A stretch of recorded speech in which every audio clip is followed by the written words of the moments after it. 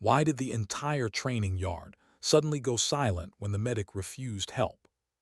The flashbang exploded 3 seconds too early. In a training environment like Bud S at Naval Amphibious Base Coronado, 3 seconds is everything.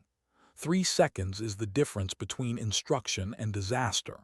The device was meant to simulate chaos inside a building-clearing drill for SEAL candidates. Instead, something malfunctioned. Shrapnel scattered across the compound. Petty Officer Second Class Sloane Callahan felt the hit before she heard the blast. A hot, slicing impact tore across her left forearm, spinning her halfway around. Another fragment slammed into the heavy medical kit hanging from her shoulder. That kit saved her ribs. Blood ran instantly down her sleeve. Instructors shouted. Candidates froze. 2 corpsmen sprinted toward her from the perimeter. Sloane raised her right hand. "Stop!" Her voice carried across the chaos with surprising calm. "I'm good. Continue the exercise." The candidate stared. She pulled a tourniquet from her kit with one hand, while blood dripped from her fingertips. "You have a wounded teammate on the objective," she said evenly. "What's your next move?" The exercise resumed, hesitantly at first, then with urgency. For the next 7 minutes, while bleeding from her own arm, Sloane calmly walked the trainees through battlefield casualty care. She demonstrated pressure control, tourniquet placement, communication with evacuation units, using her own injury as the lesson. By the time the real medical team arrived, the bleeding was controlled, her vitals were stable. And every SEAL candidate in that training yard had learned something they would never forget. High above the compound, inside the observation room, several senior instructors watched in silence. Commander John Barrett had seen thousands of sailors pass through this training pipeline. Few impressed him anymore. But this did. A woman barely 5'4", calm under pressure that broke men twice her size. He made a quiet note to pull her file. 3 weeks later, Sloane Callahan stood in the briefing room of SEAL Team 3. Her arm was healed, 16 stitches. Commander Barrett addressed the room. "Gentlemen, meet your new corpsman." The reaction was polite, but reserved. 12 SEALs studied her with the quiet skepticism of professionals who trusted very few people with their lives. Gunny Kowalski spoke first. "Welcome aboard, Doc. You got combat experience." "Yes, Gunny. 3 deployments with Marine Recon." That got attention. Recon Marines fought in places where news cameras never went. Another operator leaned forward. "How much contact?" "Enough to know what it looks like when things go bad." Master Chief Wade Sullivan watched her closely. He had spent 23 years reading people. Something about Sloane felt deeper than her record suggested. "What's the worst casualty situation you handled?" he asked. The room went quiet. Sloane met his eyes. "Ambush outside Sangin, 12 casualties over 18 hours, limited supplies, no air support." A pause. 9 died. Silence spread across the room. SEALs understood numbers like that. They understood the weight behind them. Commander Barrett cleared his throat and moved on. But Sullivan kept watching her. Something about Sloane Callahan felt incomplete, like a story that hadn't been fully told yet. And somewhere deep in his instincts, he knew one thing. The quiet medic standing in that room had seen far more war than her file admitted. But what exactly she had seen, no one in that room knew. Not yet. Why did the new corpsman finish the SEAL team's brutal training run without saying a word? The answer came at 5:00 a.m. 4 miles. That was the warm-up. SEAL team physical training wasn't designed to test comfort. It was designed to break people who didn't belong. Sloane ran in the middle of the pack. Not fast, but never slowing. The strength circuit afterward was worse. Pull-ups, deadlifts, sandbag carries, 2 hours under a rising California sun. By the end, most of the team was breathing hard. Sloane was too. But she was still standing. Matthews, the SEAL who had questioned her earlier, gave her a nod. "Not bad, Doc." She simply answered, "Not done yet." The real test came 3 days later. The desert. A long-range patrol exercised through brutal heat. Each SEAL carried 80 pounds of gear. Sloane carried 70. Her medical kit alone weighed 40 pounds. 10 miles into the patrol, Corporal Danny Hayes began to slow. Most people didn't notice. Sloane did. She studied his steps, his breathing, the tremor in his hands. "Hayes," she said quietly. "How you feeling?" "I'm good." Standard answer. "Try again," she said. He hesitated. "Little dizzy." She checked his pupils. Dilated.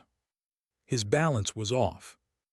"Commander," Sloane said calmly, "request halt for medical check." The patrol stopped. SEALs trusted their corpsmen. Hayes' core temperature read 103.5 degrees. Heat exhaustion, 30 minutes from heat stroke. "You're done for today," she said. He started to argue. Kowalski shut it down. "Doc says you're done." Within minutes, Sloane had him cooled, hydrated, stabilized. Back at base, the doctors confirmed her call. Another hour in that heat. Hayes might not have survived. Commander Barrett pulled her aside later that night. "You stay calm when things go wrong," he said. She shrugged. "Just doing my job." But Barrett had already requested her classified record. And when it arrived, he read it alone. What he found made him lean back in silence. Sloane Callahan had indeed served as a Navy corpsman. But that had only been her cover assignment. Her real role had been something else entirely. 18 months in a joint CIA and Special Operations program. Female operators able to move unnoticed in environments where male soldiers stood out instantly.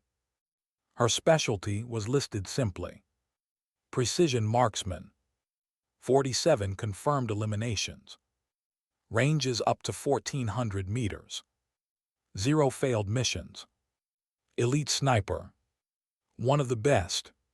Then the record stopped abruptly. Final mission. Her spotter had been killed while protecting her from incoming fire.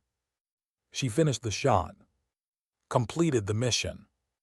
Carried his body out under fire. After that, she walked away from the program. Requested transfer to combat medicine.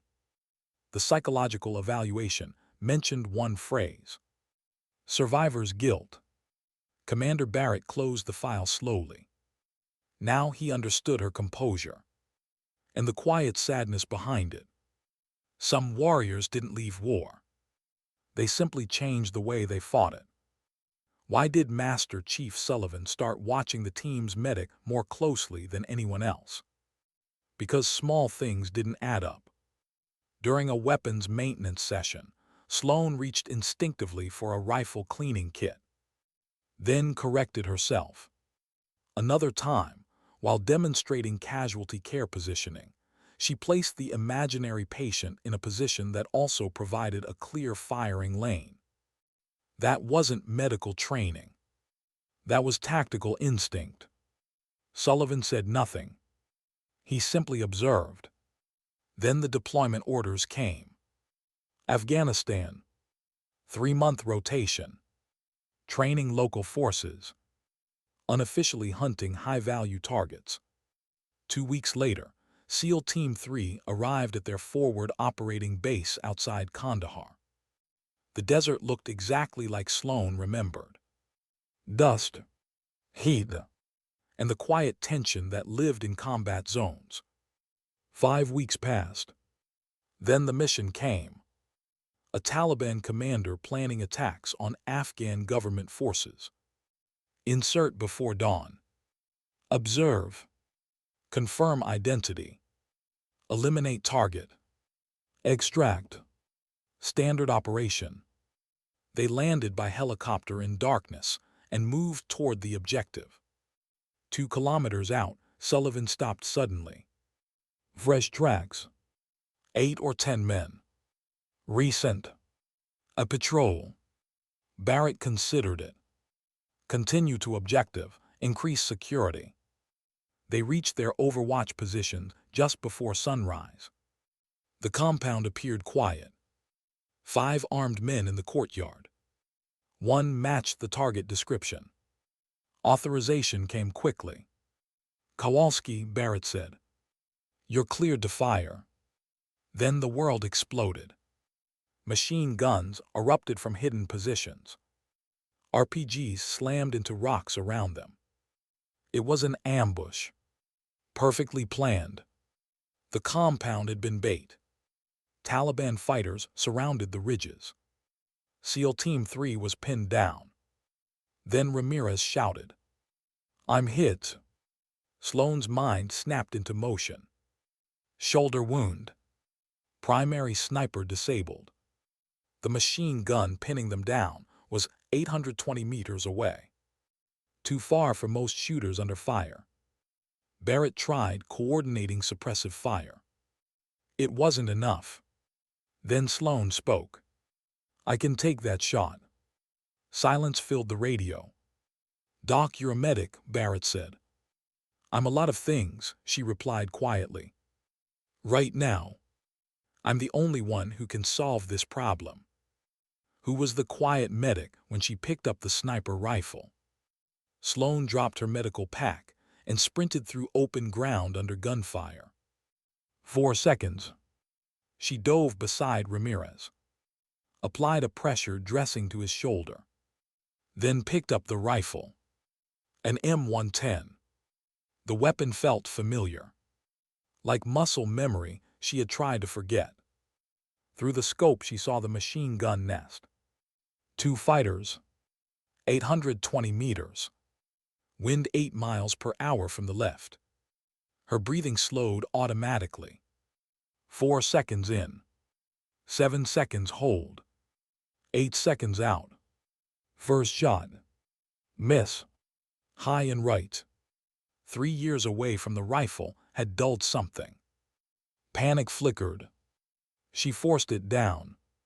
Adjust. Second shot. The machine gunner dropped instantly. The ridge fell silent. "Holy hell," Kowalski whispered. But the fight wasn't over. Taliban fighters were maneuvering. Flanking. Sloan kept shooting. Calm. Precise. 600 meters. 800. 1,000. 16 hits out of 19 rounds. 40 minutes later, gunships arrived. The remaining enemy scattered. SEAL Team 3 extracted.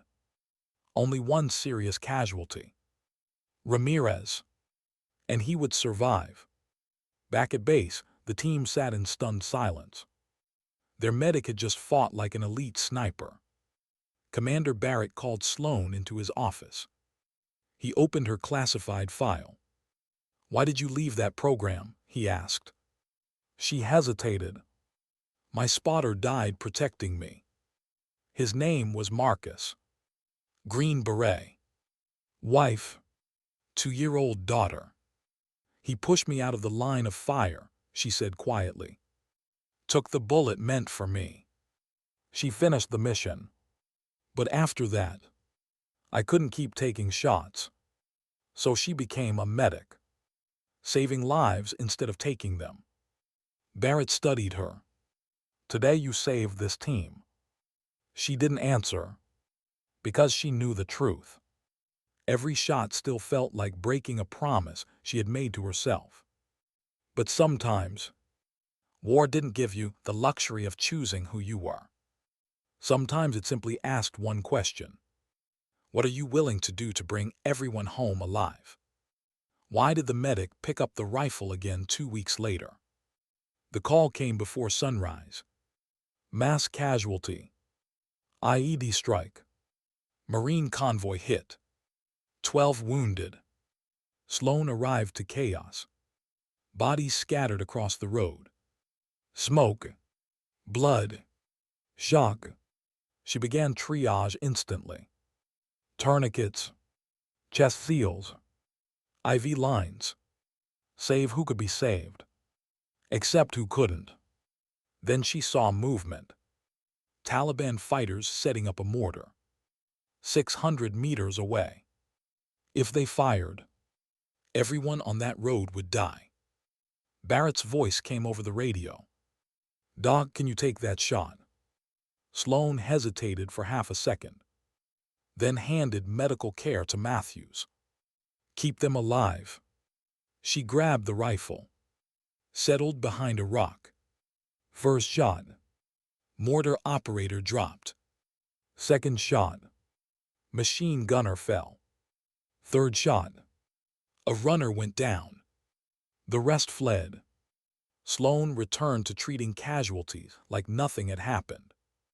When the helicopters lifted off, every wounded Marine was alive.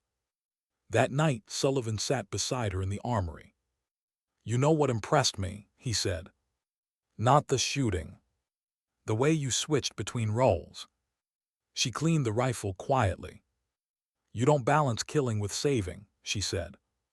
"You just carry both." He nodded. "That weight you don't have to carry alone." Sloan didn't answer. But that night in her bunk, she finally admitted something to herself. She wasn't healed. She was just functioning, held together by discipline and duty. But maybe healing didn't mean abandoning who she had been. Maybe it meant accepting both halves of herself. Medic, sniper, healer, warrior. Because sometimes strength isn't choosing between two identities. Sometimes strength is carrying them both, and still choosing to protect life whenever you can. And sometimes, the quietest people in the room carry the heaviest stories. Stories written not in medals or reports, but in the lives that made it home because they were there. And in war, that kind of dignity rarely announces itself. It simply acts. The senior candidate finally moved. "Jackson security, Alvarez on the casualty," he barked, forcing his voice to cut through the confusion. The moment the orders were spoken, the paralysis broke. Two candidates pivoted toward the simulated structure, rifles raised, scanning windows and corners for the hostiles that instructors could introduce at any moment. Another candidate dropped beside Sloan, hands already reaching for the tourniquet she had applied. "Don't touch that," Sloan said calmly. The candidate froze. "Evaluate first. What do you see?"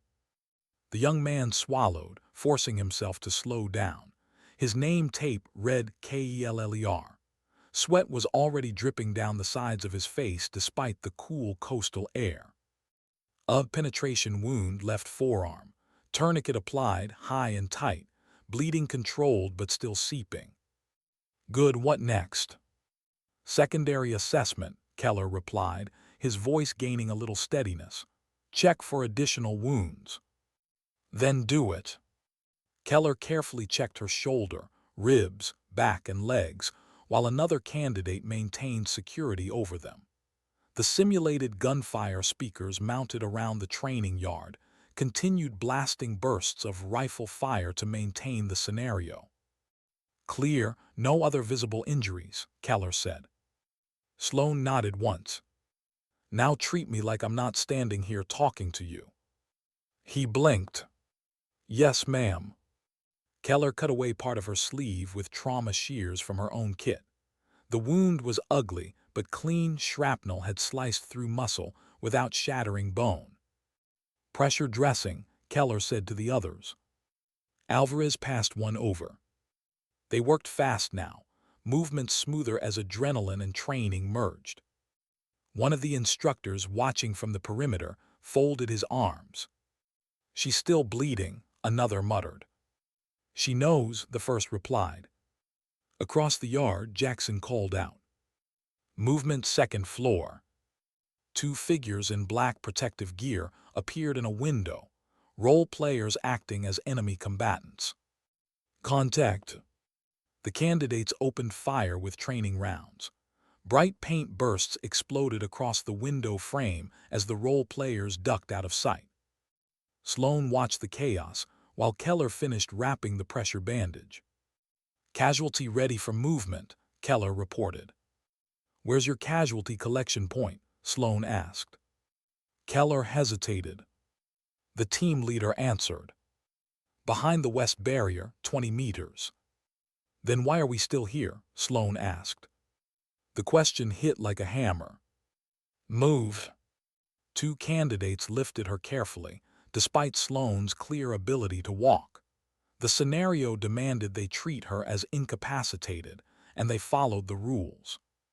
They carried her toward the concrete barrier, while the rest of the team pushed toward the building. As they moved, Sloan leaned slightly toward Keller. You hesitated. Yes, ma'am. Why? I was trying to remember the protocol exactly. Sloan shook her head faintly. Protocols are for when your brain locks up.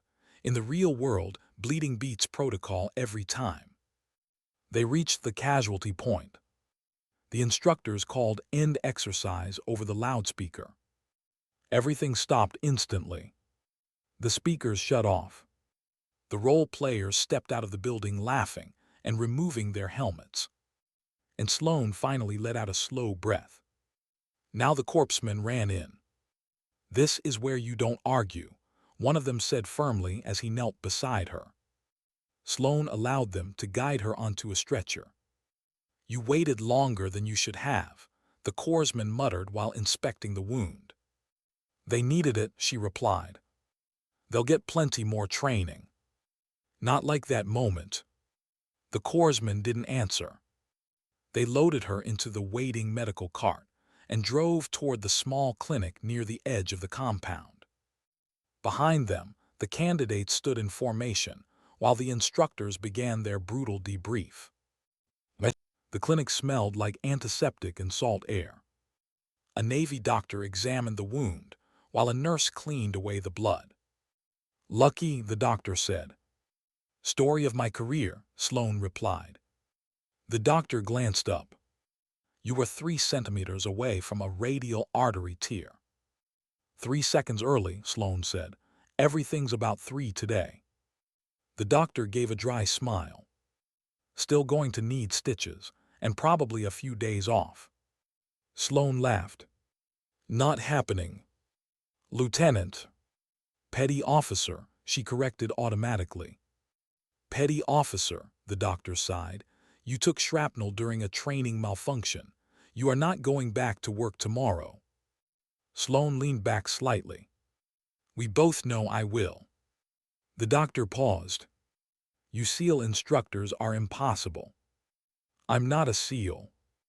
Anyone crazy enough to train them might as well be. That earned another quiet laugh. 30 minutes later, her arm was stitched, wrapped, and secured in a reinforced bandage. Light duty, the doctor insisted. Sloan slid off the table. Define light. No combat simulations, no field drills. Paperwork. Yes. Sloan groaned. Cruel and unusual punishment.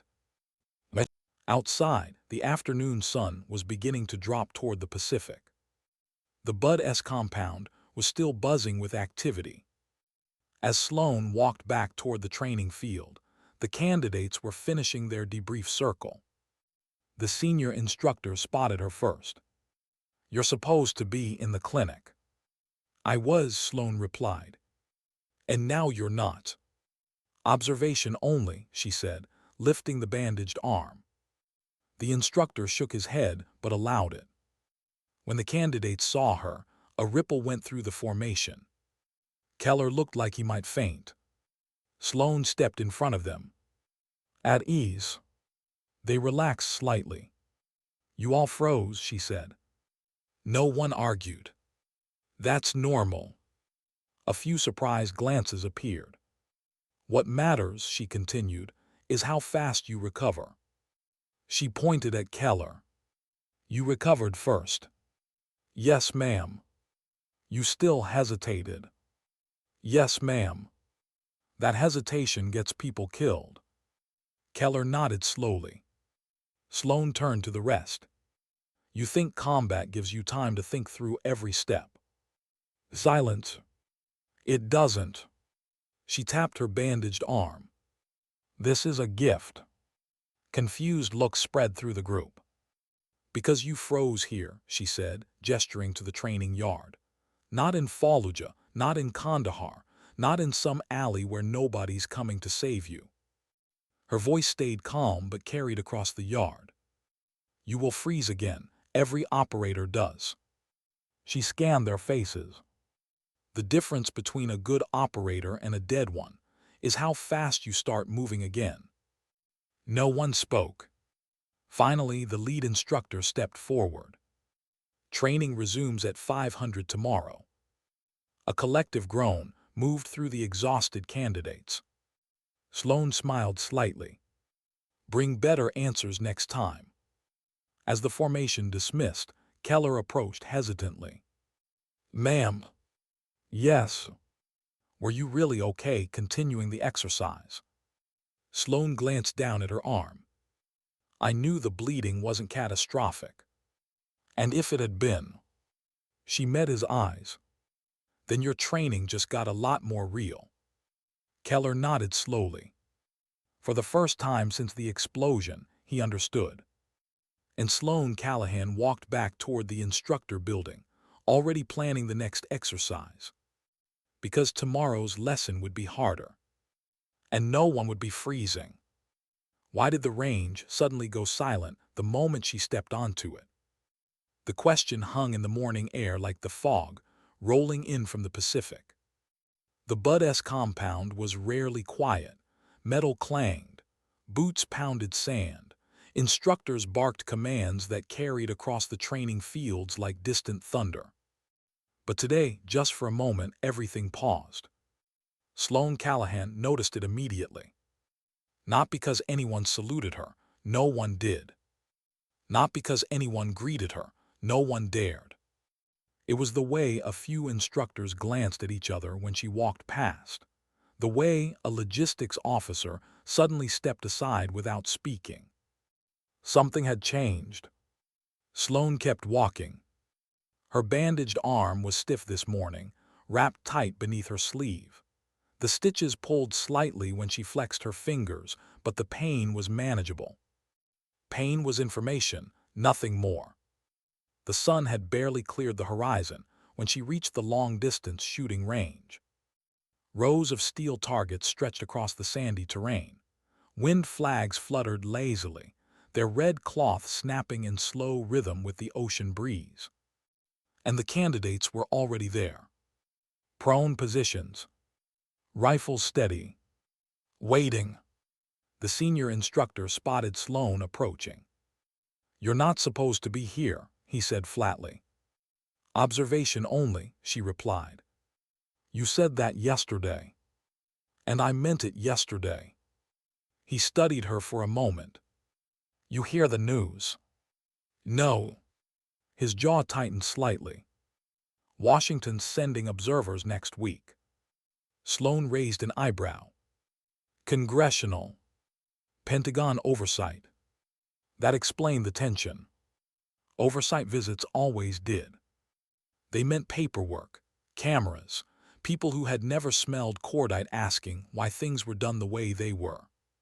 Sloane exhaled slowly. "Great." The instructor leaned closer. "They've specifically asked about the medic program." Now she understood the looks. "They want results," he continued quietly. "Numbers, performance metrics." Sloane glanced down the line of candidates lying behind their rifles. "You don't measure people like machines." "Tell that to the Pentagon." A whistle blew. The shooting drill began. One by one, candidates fired controlled shots toward the distant steel silhouettes. Ping! Ping! Ping! The sound of rounds striking metal echoed across the range. Sloane walked slowly behind the firing line, watching, observing breathing patterns, finger pressure, small tremors in the wrist that only showed up under stress. Most candidates shot well. A few shot exceptionally. And one was struggling. Keller. His first shot missed completely. The steel target remained silent. The instructor beside him frowned. Reset, breathe. Keller fired again. This time the shot struck low. Ping! But barely. Sloane stopped behind him. She watched his shoulders rise and fall. Too fast. Too tense. His mind was still replaying yesterday. Hold fire, Sloane said quietly. The instructor beside Keller looked up. This isn't your drill. Observation only, she reminded him. He hesitated, then stepped back. Sloane crouched beside Keller. Why are you rushing? She asked. I'm not. Your breathing says otherwise. Keller swallowed. Everyone's watching. Sloane glanced down the line. No one cares about your shot. That wasn't entirely true. But it needed to be. Keller adjusted his grip. You ever miss? He asked quietly. Sloane smiled faintly. More times than I remember. That surprised him. You. I'm human. He stared through the scope again. Wind shifted slightly. The flag flicked west. Sloane noticed. Half-inch left correction, she murmured. Keller adjusted. Now wait. For what? The moment you stop thinking. He frowned. That's not how shooting works. It is when your brain gets in the way. Another breath. Another pause. Then Keller squeezed the trigger. Ping. Clean hit. His shoulders relaxed instantly. There it is, Sloane said. He glanced back at her. You didn't even look through the scope. I didn't need to. She stood. Keep going. Keller fired again. Ping. Another hit. Confidence returned slowly, like circulation flowing back into numb fingers. Sloane walked farther down the line. At the far end of the range stood a rifle rack, rarely used during standard drills. Longer barrels. Heavier scopes. Precision equipment.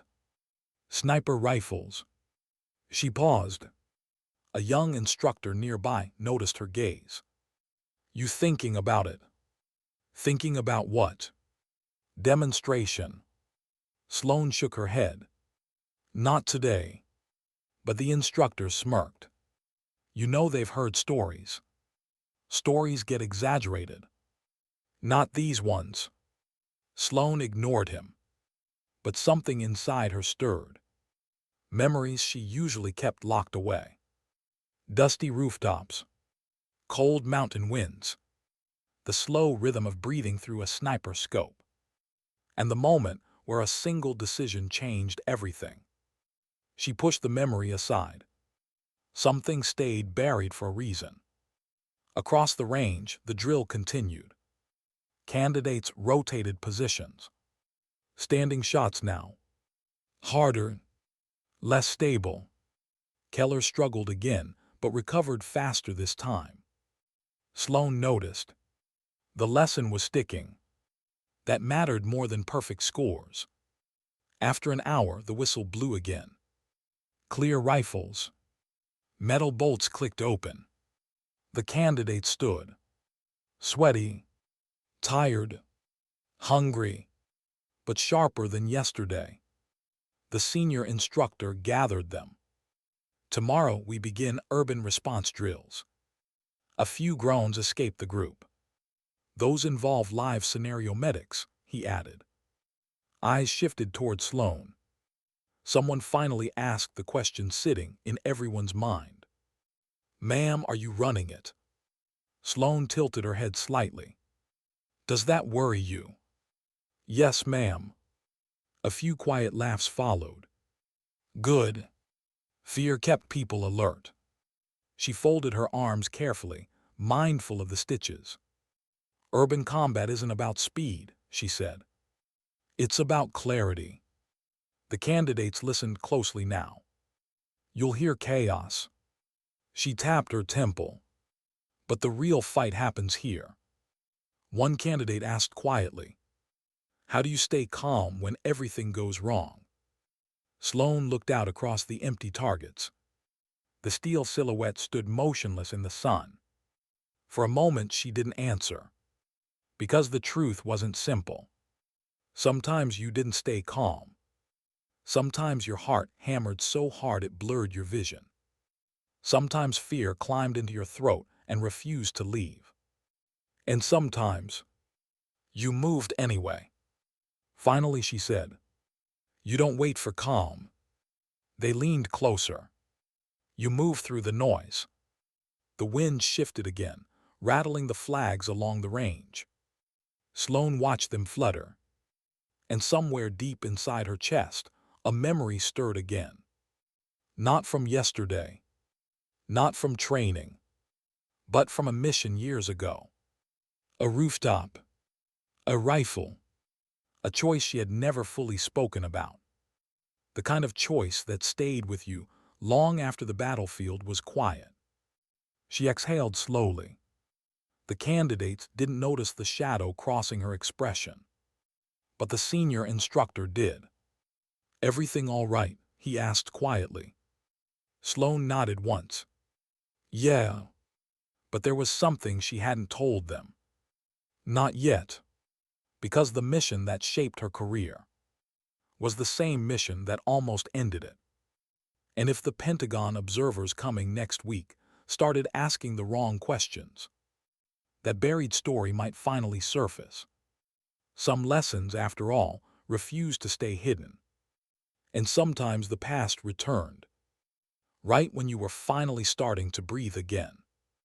Why did the radio call make Sloane's chest tight before anyone else even noticed the change? It was subtle, just a small shift in the instructor's voice. But to someone who had spent years listening to battlefield radios, the tone was unmistakable. Something had gone wrong. The urban response training site sat on the far side of the compound, a maze of concrete buildings, narrow corridors, metal stairwells, and broken windows designed to simulate the chaos of real combat zones. Paint rounds, smoke grenades, simulated explosives. Controlled danger. But still danger. Sloane stood near the operations table, studying the layout map. Her bandaged arm rested against her vest, the dull ache pulsing quietly beneath the stitches. The candidates were already inside the mock village. Keller's team had entered first. Overwatch instructors monitored everything through cameras mounted throughout the structures. Team Alpha moving to stairwell, a voice crackled over the radio. Copy, another instructor replied. Sloane listened silently. Boots echoed through concrete hallways inside the speakers. Doors opened. Closed. Commands whispered. For a moment everything sounded clean, controlled. Then, a loud bang exploded through the radio. Not the controlled sound of a simulation charge. This one had weight. Real weight. Someone at the monitoring station frowned. That didn't sound right. Another instructor leaned closer to the screen. Camera 3 just went out. The radio erupted. Man down, man down. Sloane was already moving. What happened? The senior instructor demanded into the radio. Static answered first. Then Keller's voice. Shaking.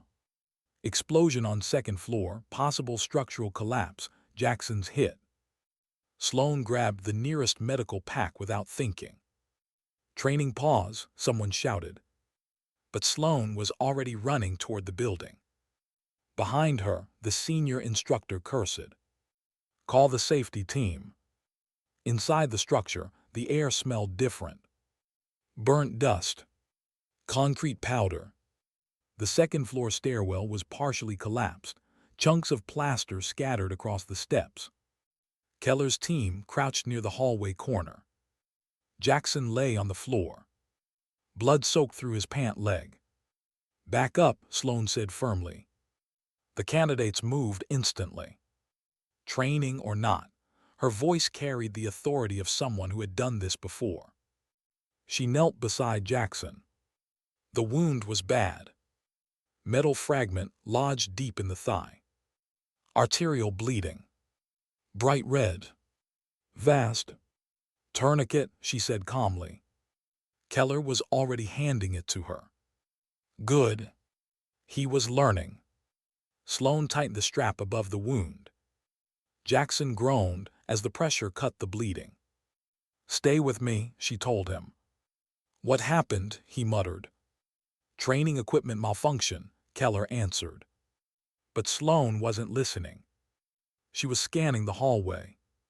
The ceiling crack spreading above them. The shifting dust.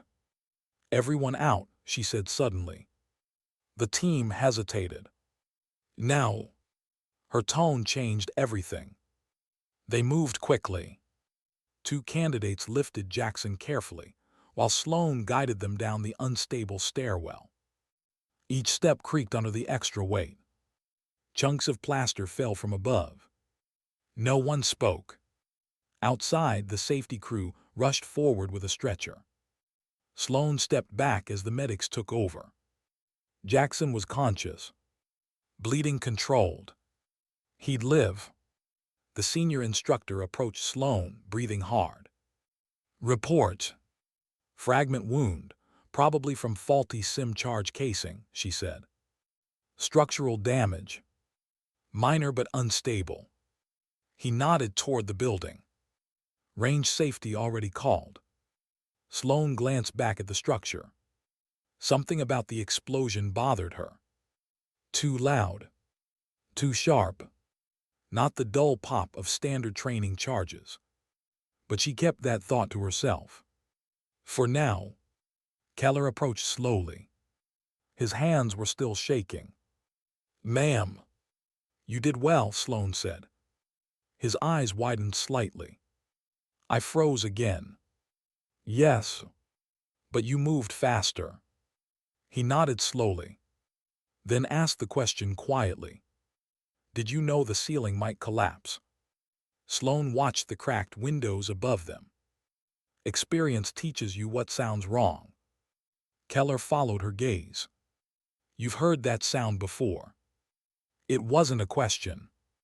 Sloan didn't answer right away. Because the truth lived somewhere deep in the memories she rarely touched. Urban buildings. Explosions that weren't supposed to happen. Moments where training turned real. Finally, she said softly. Once. Keller studied her expression. There was something there.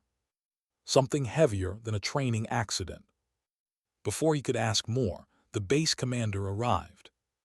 And behind him, two unfamiliar vehicles rolled onto the compound. Black government SUVs. The instructors exchanged looks. One muttered under his breath. They're early. Sloan knew exactly who they were. Pentagon observers. The commander approached them with tight frustration. Training accident. Equipment malfunction, the senior instructor replied. The commander rubbed his forehead. Of all days. The SUV stopped. Doors opened. 3 officials stepped out. Civilian suits. Polished shoes. Eyes that scanned the compound like auditors reviewing numbers. One of them spotted Sloan immediately. He stopped walking. Recognition flickered across his face. Not casual recognition. Something deeper. Unsettling. He leaned toward the commander. Is that Callahan? The commander nodded reluctantly. Yes. The man studied her carefully. then said something quiet. Too quiet for Keller to hear. But Sloane caught every word. I didn't expect her to still be here.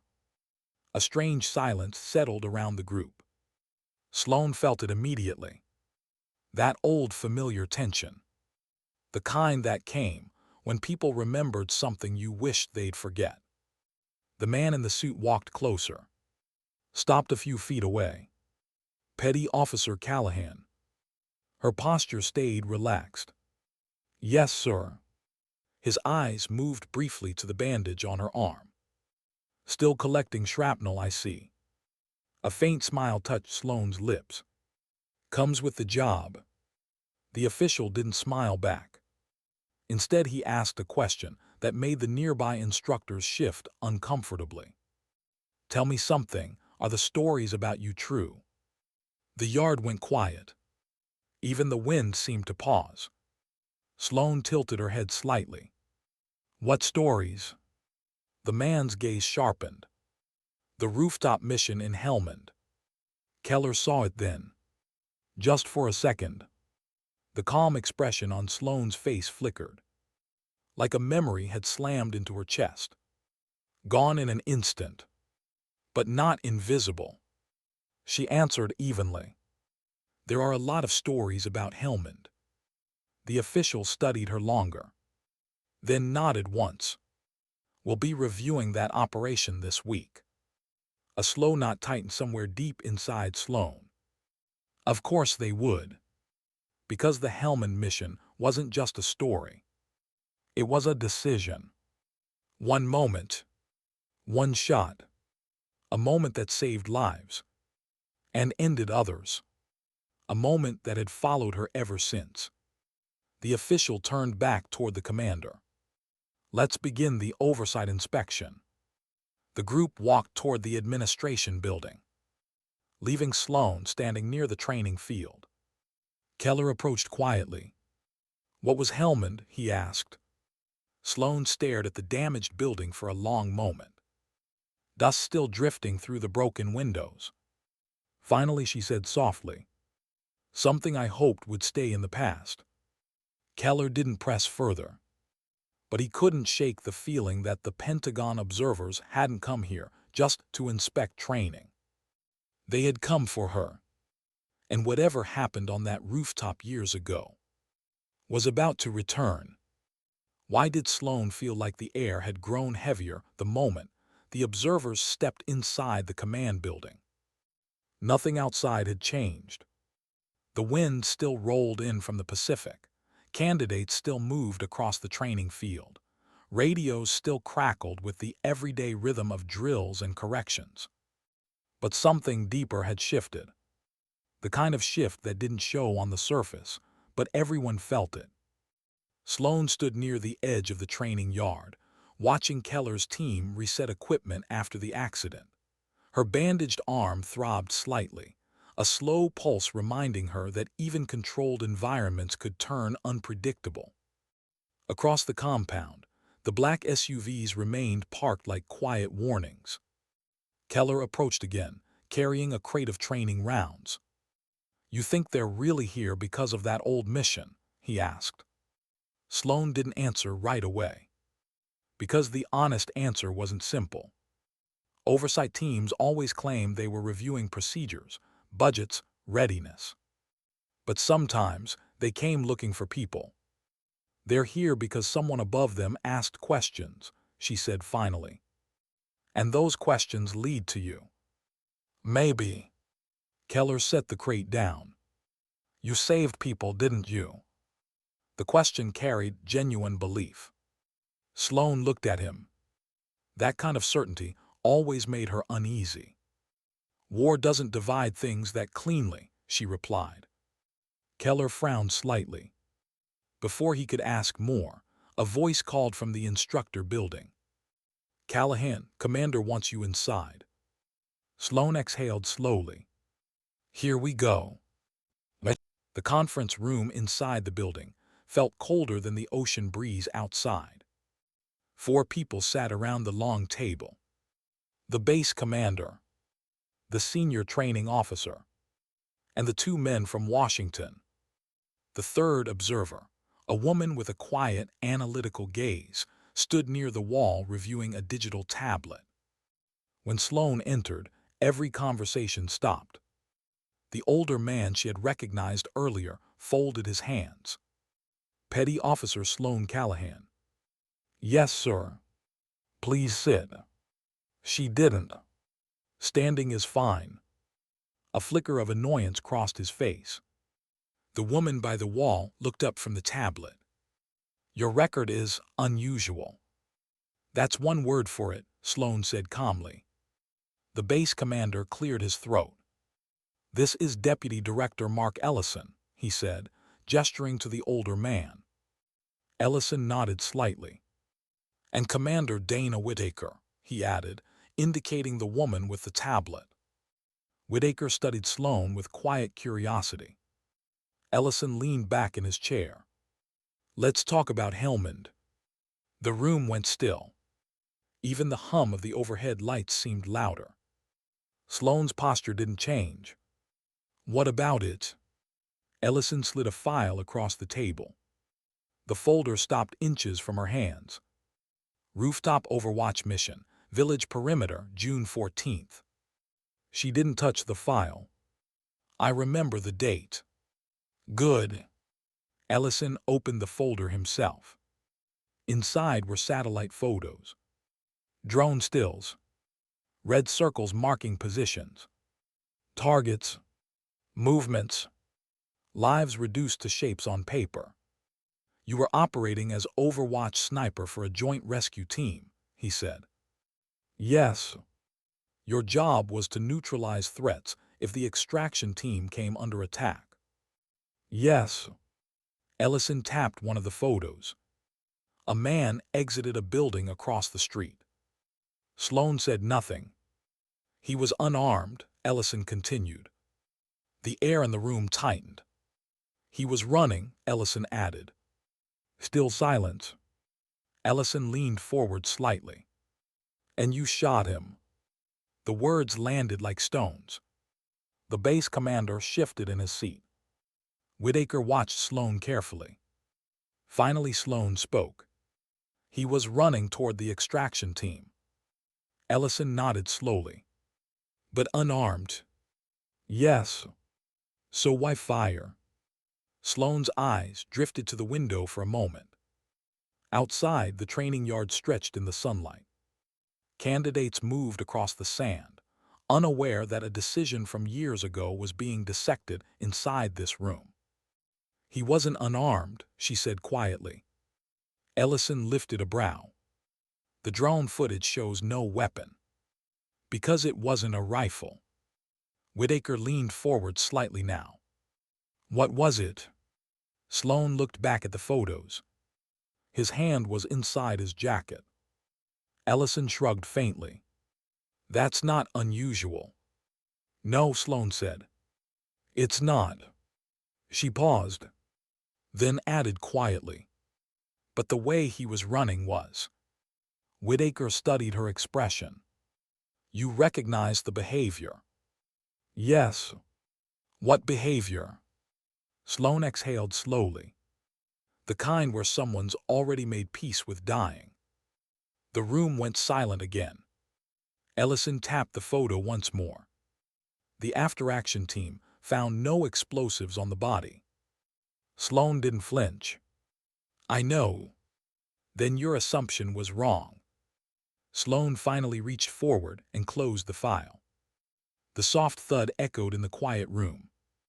Maybe. Ellison's voice hardened slightly. A civilian died because of that shot. Sloane met his gaze without hesitation. And 3 seconds later, a second man came through that same doorway carrying an RPG. Whitaker's eyes narrowed slightly. Ellison frowned. That wasn't in the report. It was in my verbal debrief. Whitaker tapped her tablet, scrolling quickly. After a moment, she stopped. There's a note here, she said quietly.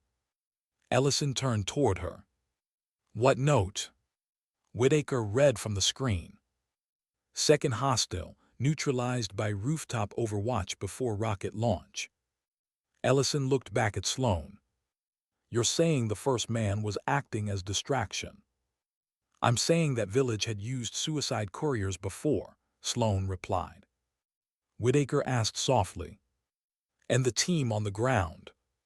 They were in a narrow alley, no cover, if that RPG had fired. She didn't finish the sentence. No one in the room needed it explained. Ellison leaned back again. You still made the call based on instinct. Yes. Not confirmed threat. No. Whitaker closed the tablet slowly. That's the problem with hindsight, she said. Ellison glanced at her. She continued calmly. People reviewing footage always believe they would have waited longer. Sloan gave the smallest nod. Whitaker looked directly at her now. Would you take the shot again? The question lingered. Heavy. Honest. Sloan didn't rush the answer. Because some truth deserved silence before they were spoken. Finally she said, yes. Not proud. Not defensive. Just honest. Ellison studied her for a long moment. Outside the window, Keller's team began another drill run through the training maze. Young men learning how fast life could shift. How decisions could echo long after the moment passed. Whitaker broke the silence. There's another reason we're here, she said. Ellison glanced toward her, slightly irritated. But she continued anyway. The department is evaluating a new combat medic leadership program. Sloan frowned slightly. Whitaker held her gaze. And your name is at the top of the list. The room shifted again.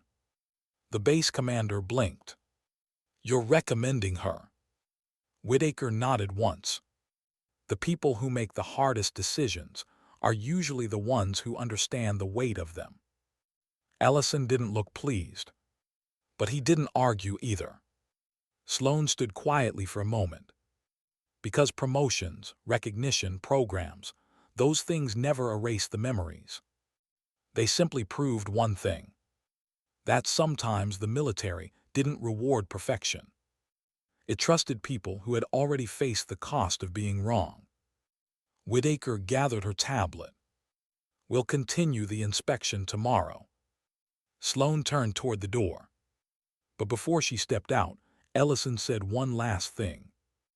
You carry that rooftop with you, don't you? Sloan paused, then answered without turning around. Every day. And as she stepped back into the sunlight of the training yard, she realized something quiet but powerful. Some scars didn't fade. They simply became the reason you showed up again the next morning. Why did Sloan stand alone on the empty range long after everyone else had left? The sun was already sinking toward the Pacific. Training for the day had ended hours ago. The candidates were back in the barracks. Instructors had drifted home or toward late meetings and paperwork. But Sloan remained. The long-distance shooting range stretched out before her, silent now.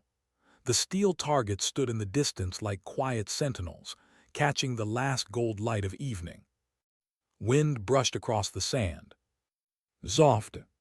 Restless. She stood with her hands resting on the railing, bandaged arms stiff but healing.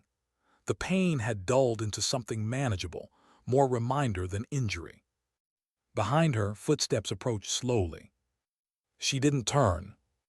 You usually stay this late, Keller asked. Sloan smiled faintly. Only when I'm thinking too much. Keller stopped beside her. The young candidate looked different now than he had a few days ago. Still tired, still uncertain. But steadier. Like someone who had just realized that courage wasn't loud. It was quiet, repeated. I heard about the meeting, he said carefully. Sloan didn't ask how. News traveled fast inside military compounds. What part, she asked. That they want you running some new program. Maybe. That's a big deal. She shrugged lightly. Titles don't change much. Keller studied her for a moment. You really would have taken that shot again, wouldn't you? The wind moved through the flags along the range. Sloane watched them flutter. Yes. Keller nodded slowly. I think I understand why now. Do you? Because you were protecting the team. Sloane didn't answer immediately. Then she said quietly, because waiting would have been worse. Keller absorbed that. Somewhere across the compound, a truck engine started. Voices echoed faintly. Normal sounds of a bass settling into night. You ever wish you could forget it? He asked. Sloane looked out at the horizon. The ocean was turning darker now. I used to. And now? Now I remember why it mattered. Keller frowned slightly. That sounds heavy. It is. She finally turned toward him. But heavy things remind you what responsibility feels like.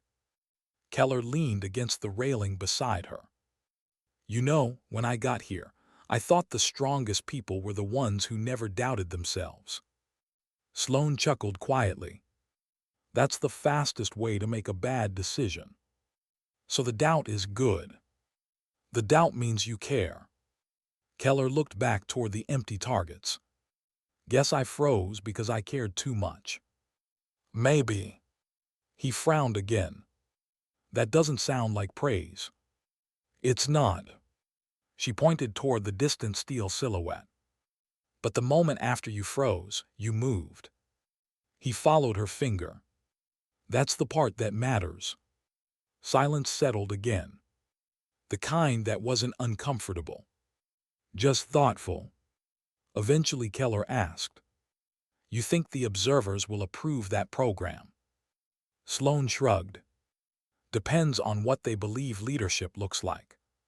What do you think it looks like? She thought about that. About Helmand. About the rooftop. About the second man stepping through the doorway with the RPG. About the team in the alley who never knew how close they had come. Then she looked at Keller. Leadership isn't the loudest voice in the room. He waited. It's the person who understands the consequences and still steps forward. Keller nodded slowly. You make it sound simple. It is. Another breeze rolled across the range. The sun slipped lower. You nervous? Keller asked suddenly. About what? The new job. Sloane laughed softly. Terrified. That surprised him. Really? Of course. But you act like nothing shakes you. She looked down at the bandage on her arm. People who say nothing shakes them are either lying or they haven't lived long enough. Keller smiled at that. Then the building door behind them opened. Commander Whitaker stepped onto the range. The evening light framed her silhouette as she walked toward them. Thought I'd find you here, she said. Sloane straightened slightly. Ma'am. Whitaker waved off the formality. At ease, training hours are over. She stepped beside them at the railing. You built a good candidate here, she said, nodding toward Keller. He built himself, Sloane replied. Whitaker studied the range for a moment. I read the full Helmand report tonight. Sloane didn't react. Whitaker continued quietly. 3 lives saved in that alley. Keller glanced between them. Whitaker added, The official record never mentioned your hesitation before the shot. Sloane's brow lifted slightly. I hesitated. Whitaker nodded. Almost 4 seconds. Keller blinked. That's a long time. In combat it is, Sloane said softly. Whitaker looked at her. Most reports only mention the shot, not the doubt before it. Doubt doesn't fit well in reports. Whitaker smiled faintly. No, but it fits very well in leadership. She turned fully toward Sloane. The program is yours if you want it. The words hung quietly in the air. Not dramatic, just real. Sloane looked across the range again. At the steel targets. At the empty training ground where tomorrow morning another group of candidates would arrive. Nervous, hopeful, uncertain, just like Keller had been. What would the job actually be, she asked. Whitaker answered simply. Teaching people how to make decisions when there's no perfect answer. Sloane considered that, then nodded once. All right. Keller grinned. Guess we'll be seeing you around a lot more. Sloane smirked. Don't sound so excited. Whitaker began walking back toward the building, then paused. One more thing, Callahan. Yes, ma'am. Whitaker looked back. People will argue about that rooftop for years. Sloane nodded. I know. Whitaker held her gaze. But the people in that alley. She gave a small smile. They went home. Then she disappeared inside. The range grew quiet again. Keller finally spoke. You ever think about them? The team. He nodded. Sometimes. And the man you shot. Sloane didn't answer right away. The ocean breeze lifted again, tugging gently at the range flags. Finally she said, every life carries weight. Keller looked down. That's a lot to carry. Sloane rested her hands on the railing once more. Yes. Then she looked out toward the fading horizon, where the sky met the dark water. But that's why dignity matters. Keller frowned slightly. What do you mean? She gave a quiet smile. Because sometimes the strongest people aren't the ones who speak the loudest. The wind rustled the flags again. The steel target stood silent, and Sloane Callahan watched the last light fade from the range. Sometimes, she said softly, dignity doesn't speak. A long pause settled between them. Then she finished the thought. It simply acts.